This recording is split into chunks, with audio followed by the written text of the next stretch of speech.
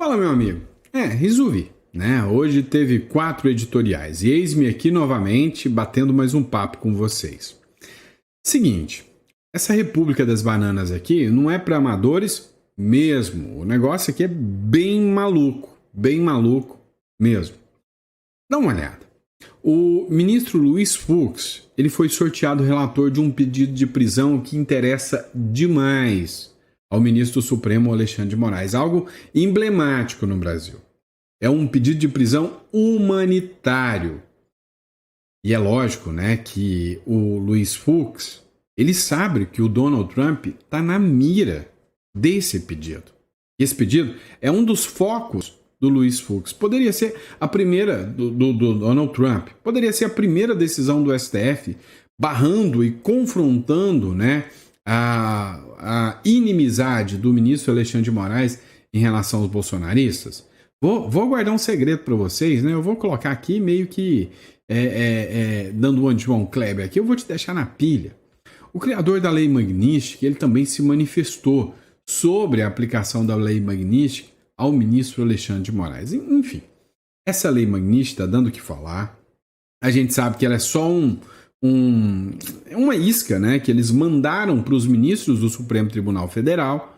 Vamos entender toda essa loucura que está acontecendo com essa Lei Magnitsky, que, com a decisão do Fux, entre outras matérias que eu separei especialmente para vocês. Então, bora lá, hoje, dia 2, esse é o nosso quarto editorial do dia, nosso jantar com política, e vamos entender tudo que está rolando. Bora para cima. Pessoal, talvez um dos primeiros, assim, alvos da censura e do autoritarismo descarado, podemos citar, né, o Daniel Silveira. Daniel Silveira, você pode concordar ou não com ele. Ele fez um vídeo burro? Fez. Eu não vou ser hipócrita para falar que o vídeo dele não foi um vídeo digno de um parlamentar cultíssimo. Não foi. E o cara tem bagagem para isso. O cara é um jurista genial. Mas ele fez um vídeo falando altas abobrinhas. Só que se falar abobrinha dessa cadeia mesmo, ia faltar gente na cadeia. Porque o que mais tem é gente falando abobrinha. Então, foi o primeiro retrato, o sinal de autoritarismo no Brasil. Agora, tem um pedido que pode confrontar o ministro Alexandre de Moraes, dando a prisão domiciliar humanitária para o Daniel Silveira. E, milagre, pela primeira vez, isso não está na mão do ministro Alexandre de Moraes. E cá entre nós, se o Fux mandar esse processo para o Alexandre de Moraes, dizendo que ele é o relator e que a prevenção deveria ser ali e ele que ia decidir sobre isso, ele está pedindo para levar a Magnitsky à fuça. É simples assim. O ministro Fux, do Supremo Tribunal Federal, foi sorteado relator de um habeas corpus apresentado pela defesa do ex-deputado Daniel Silveira. Sacanagem. Já caiu o habeas corpus na mão do Mendonça, já caiu o habeas corpus na mão do Cássio Nunes, indicados pelo Bolsonaro, e eles, o habeas corpus do STF tem que ser decidido pelo próprio relator. Isso é uma vergonha. E aí vamos ver se o Fux vai ter coragem, né, de rebater isso aqui.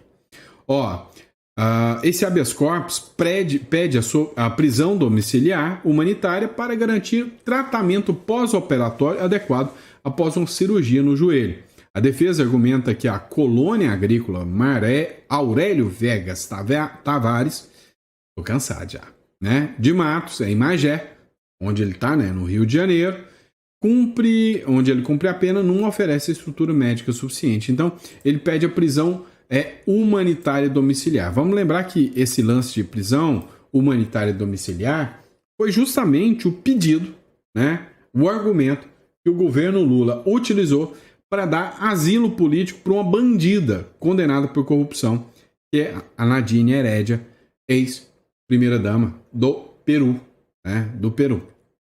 Uma vergonha. Agora, vamos ver se vão aceitar esse argumento em relação ao Daniel Silveira, que, na minha visão, não cometeu crime nenhum a não ser falar besteira. Falou besteira. Nada mais do que isso. E aí é uma vergonha sem precedentes, né? O que acontece com o Daniel Silveira. Pessoal, mas olha só. Vamos falar agora de Lei Magnitsky também. Tá chato isso, né? Tá nada. Nossa novela preferida. É o seguinte. a DW, né, foi republicada aqui pelo Band Jornalismo, e aí falou exclusivamente sobre, né, as medidas da Lei Magnitsky que seriam aplicadas ao ministro Supremo Alexandre de Moraes. Acompanhe isso aqui. Vamos lá, dá uma olhada. Alexandre de Moraes pode ser sancionado também na União Europeia, graças à Lei Magnitsky, né?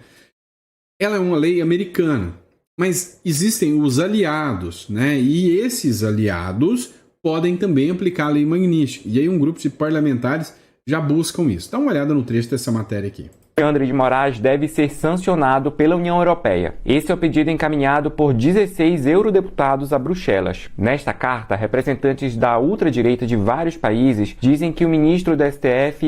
Cara, isso é tosco, né? Meu Deus do céu.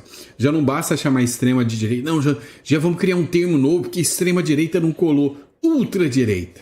Ah, pelo amor de Deus. Que usa o sistema judiciário brasileiro como arma contra oponentes políticos e viola descaradamente os direitos humanos. Eles citam um processo contra Jair Bolsonaro e as medidas para a regulamentação das plataformas digitais no Brasil. Esse pedido vem na sequência das sanções americanas contra Moraes através da Lei Magnitsky. Essa lei já sancionou vários ditadores pelo mundo, impedindo transações financeiras e bloqueando seus bens nos Estados Unidos. Na lista estão aliados de Nicolás Maduro e até organizações terroristas como a Al-Qaeda. Mas este investidor britânico que fez campanha pela aprovação da lei nos Estados Unidos em 2012 diz que Moraes não se enquadra nesse perfil. Alexandre de Moraes... Vamos lá. Eu quero que vocês dêem uma olhada nisso aqui, tá? Esse investidor que ele está falando é esse aqui, né? O William Balder. Ele, na verdade, ele não é o criador. Ele é um dos que atuaram pela aprovação da Lei Magnitsky para sancionar a Rússia por causa de um jornalista morto. Um jornalista que acabou sendo preso, né? Então, assim, já mostra desconhecimento total do que acontece aqui no Brasil, que aqui teve casos de jornalistas presos por opinião. Aqui teve casos no Brasil de jornalistas que foram presos por matérias que foram feitas contra juízes. Aqui no Brasil temos o deputado Daniel Silveira, um deputado preso que tem graves problemas de saúde. Agora, eu posso ser sincero com vocês, lá vai eu levar porrada de novo, mas tá bom. Esse sincericídio meu é um problema. Era tão mais fácil ficar só na minha, só falando o que vocês querem ouvir. Mas na minha opinião, se fosse para ter uma seriedade, assim, top das galáxias, cara, era para demonstrar, né, os deputados da União Europeia, né, as denúncias que são feitas, deviam mirar muito os presos do 8 de janeiro, até mais do que o Bolsonaro, porque o Bolsonaro ainda está em liberdade. Está sendo perseguido? Cara, não tenho dúvidas disso. Há um discurso de abusos? Toda certeza. Mas é ali nos presos do 8 de janeiro que teve o Clezão, que a esposa e as filhas nunca mais verão o Clezão. É ali que a senhorinhas acabou de voltar para a cadeia, agora está dormindo no chão. É ali que teve a perfídia de falar, nós vamos mandar todo mundo para casa. E levou um campo de concentração ali, onde enfiou todo mundo concentrado dentro de um galpão. Entendeu? Então tem coisas muito, muito mais pesadas. Tudo bem, o Bolsonaro está sendo alvo? Tá. Agora, o que está acontecendo com o Bolsonaro, sinceramente, não é tão pesado como o que aconteceu com os presos do 8 de janeiro. Aqueles foram presos, né, por se manifestar pelo seu país. Ah, mas foi golpe de Estado. Não vou falar, não. Ah, foi golpe de Estado. Pelo amor de Deus. Vamos lá, lê aqui. O criador da Lei Magnitsky sugere a Moraes que recorra à justiça dos Estados Unidos contra Trump. Faz isso, vamos ver o resultado. Quem sabe até a própria justiça já deu um revés bem interessante nisso, né? William Browder, que é o idealizador da Lei Magnitsky, né, uma das pessoas que lutaram, que é essa legislação que está punindo todo mundo, né, disse que o Alexandre de Moraes deveria recorrer à justiça do STF dos Estados Unidos para reverter as sanções impostas pelo Donald Trump. E quando ele articulou pela Lei Magnitsky, pessoas como o ministro Alexandre de Moraes não deveriam estar sendo punidas, né, pela Lei Magnitsky, que era só para tiranos, autoritários, assassinos.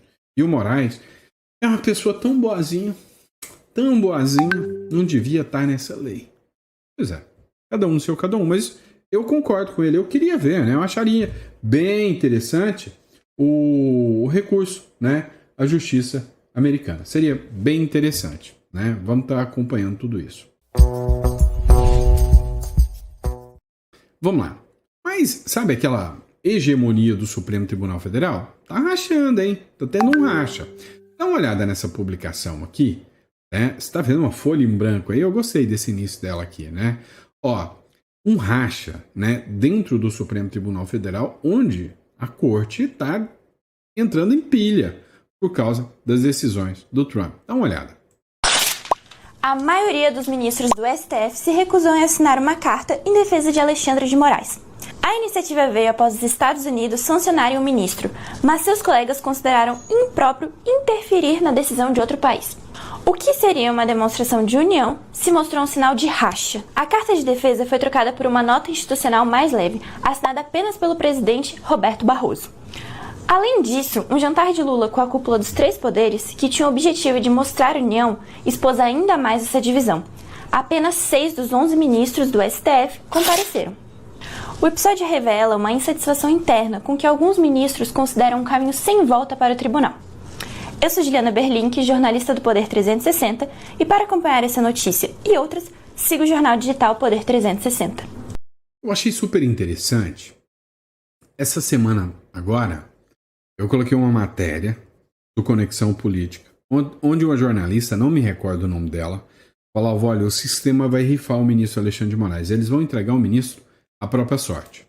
Eles não vão encarar essa, né, e vão jogar o ministro à própria sorte. Então, nós temos alguns cenários. O primeiro cenário, a Lei Magnitsky chegou, o governo norte-americano é inimigo declarado de Alexandre de Moraes, congressistas de direita, republicanos, né, norte-americanos, odeiam o ministro Alexandre de Moraes e todos querem sanções contra ele. Os congressistas de esquerda norte-americanos, que são os democratas, não saíram em defesa do ministro Alexandre de Moraes. E isso aí é o que pegou de surpresa, porque eu achei que ia ter um racha. Eu achei que os democratas iam ter um monte fazendo manifestação pró-Alexandre de Moraes. Então, perdão da palavra, cagando pro Alexandre de Moraes. Tipo assim, nem que sim, nem que não. Foda-se. Dane-se o Alexandre de Moraes. É o que eles dizem. Já os republicanos estão toda hora falando, nós queremos a cabeça do Alexandre de Moraes. Agora, começa na Europa também. Né? Vocês viram a matéria do DW aqui, ó. Ex-assessor prepara denúncias contra Moraes ao Parlamento Europeu. E aí, o interessante, o assunto é o Tagliaferro, né, que é o ex-assessor do ministro Alexandre de Moraes. Ele já preparou um dossiê inteiro que vai ser encaminhado para o Parlamento Europeu. E aí, a representante da União Europeia hoje, que é a van der Leyen, né, o que acontece? Ela tá bem alinhada com o Trump, até porque ela está buscando, né, uma assinatura de acordos entre a União Europeia de redução da tarifa com o Donald Trump. Ela vai querer comprar briga agora, defendendo Moraes junto ao Donald Trump? Acho que não. Um dossiê pesado vindo do Tagliaferro? Acho que não. O El Mundo Oficial, por exemplo, e alguns jornais já começam a repercutir as sanções que estão chegando ao ministro Alexandre de Moraes. Como, por exemplo, essa aqui, ó. Lei Magnitsky. Moraes está proibido de movimentar contas em qualquer moeda, relata representante do Departamento do Estado americano. Segundo interlocutores do deputado federal Eduardo Bolsonaro, ouvidos pela coluna de Bela Megali do Globo, os representantes do Departamento de Estado americano relatam que a sanção envolveria proibição de operações financeiras em qualquer moeda. Na prática, o ministro estaria inviabilizado de movimentar qualquer de suas contas bancárias. Mas não para por aí. O jogo está ficando assim pesado. Como eu disse para vocês, que o Trump ele não quer. Quando ele manda um recado mesmo. E a Lei Magnitsky é um recado. A Lei Magnitsky não é direcionada para o Alexandre de Moraes. O Alexandre de Moraes é o boi de piranha. Lembra que eu expliquei para vocês o que é o boi de piranha? Ai, que é da roça, nós sabemos. Mas tem gente aí, né, E foi igual pardal, só criado na cidade. Sabe nem o que é roça. Boi de piranha é o seguinte, vocês chegavam, passando na beira do rio, e o rio tava cheio de piranha. Você tinha que matar um boi, sangrava ele todinho, né? Sem matar. Sangrava ele, deixava ele sangrando, jogava ele no rio, né? Jogava ele no rio, se debatendo com sangue. As piranhas vinham todo nesse boi. E a boiada passava, né? Sem ter sangramento nem nada, a boiada passava. Porque se as piranhas começassem a atacar todos os bois, dava o quê? A debandada dos bois, né? Estourava a boiada. E a boiada se perdia, se afogava, muitos eram devorados pela piranha, ou seja, era um caos. Então eles preferiam sacrificar uma, que era a boi de piranha, né? Sangrava ele, jogava no rio para a boiada passar. Tem 11 bois nessa história. O que está sendo sangrado vai ser o ministro Alexandre de Moraes. O que mais desponta é o que mais leva a pancada, né? Ou seja, prego que se destaca leva martelado. O Alexandre de Moraes, na briga contra o bolsonarismo, é o rei Moraes anti-Bolsonaro, não é? E aí o que acontece? As sanções que o Donald Trump tem, como eu disse, é um recado, né? O alvo não é o Moraes. As sanções vêm ao Moraes, mas o alvo é o STF como um todo. Então tem que ser pesada. Olha só, o Ferrigno aqui publicou: temendo represálias, universidades e outras entidades do exterior devem evitar Moraes em futuras palestras, né? Ou seja, eles que querem ter represália dos Estados Unidos, não. A presença do ministro em palestras e conferências acadêmicas passa a representar um risco jurídico e reputacional para qualquer entidade que o convide. Então, sabe, as palestrinhas que eles tanto gostam, que adoram, amam, podem acabar, tá? Podem acabar. Vamos lá, outro ponto. Vamos falar em violação de soberania, não é? Então, o que acontece? Segundo, a esquerda, a left people, o discursinho é assim. O discurso é assim: eu estou aqui na minha, quietinho. E aí veio um homem laranja malvadão chamado Donald Trump, que veio aqui e falou: vocês não podem julgar desse jeito. Eu vou interferir na soberania de vocês. Esse é o discursinho da esquerda, da left people, dos peito pompo, tá? Só que não é bem assim. A nossa justiça deu determinações contra empresas e também contra figuras lá nos Estados Unidos, violando, né, a soberania dos Estados Unidos, não cumprindo os acordos de cooperação e violando a lei. Não sou nem eu que estou falando. O Ministério da Justiça brasileiro, quando foi questionado pelo parlamento americano, disse não. Sim, o ministro Alexandre de Moraes não observou as regras e tratados internacionais e as decisões dele foram ilegais. Então não sou eu que estou falando, tá? O que é o problema? Agora, essa mesma galera peito de pombo, essa mesma galera né, da esquerda, que fala em defesa da soberania, resolveram fazer um manifesto para atacar a justiça argentina. Não é o Lula lá com cartinha de Cristina Livre, não. Resolveram fazer ataques diretos à justiça argentina. Escuta a CNN. E vai lançar um comitê em defesa da ex-presidente da Argentina, Cristina Kirchner, que, como a gente já lembrou aqui, foi condenada à prisão por corrupção, está cumprindo pena domiciliar. Do que vai se tratar este comitê, Pedro Venceslau?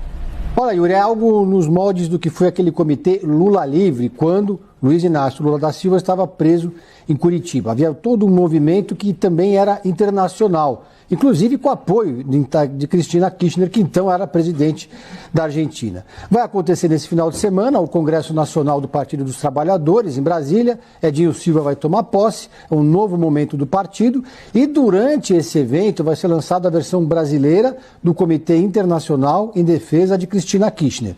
Vão ser 3 eventos que vão acontecer em 3 países diferentes, ou seja, México, Brasil e Bolívia. Então vão vir para o Congresso do PT, participar do Congresso, parlamentares de esquerda de vários países, sobretudo aqui da América do Sul. Então vai ter muita gente ligada a Cristina Kirchner, do partido dela, dos peronistas também participando do evento, gente da esquerda do Chile, do Uruguai, do México e também da Bolívia. Então vão se alternar lá em discursos, vão lançar um comitê que vai ter um espaço físico, vai ter uma atuação aqui dentro do Brasil, conectada com os outros países.